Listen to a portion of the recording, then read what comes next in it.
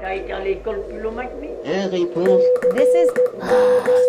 Le langage est souvent utilisé pour vendre des choses, convaincre des électeurs pour voter pour nous, ou plein de choses qui sont plutôt dans une logique de compétition. Et on a souhaité illustrer ça avec ce jeu un peu débile qui permet de lancer avec des raquettes des répliques au fur et à mesure, plus ou moins bonnes.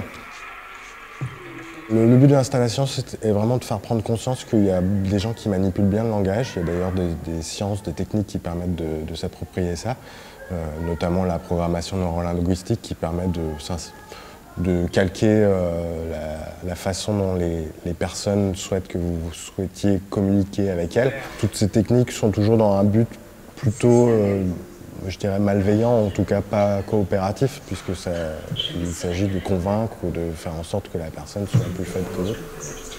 Il y a des programmes French Tech en ce moment qui visent à promouvoir l'innovation et le génie numérique et industriel français. Souvent, ces programmes économiques oublient peut-être justement l'échange et simplement des choses plutôt bénéfiques à l'homme plutôt qu'à l'économie dans le numérique.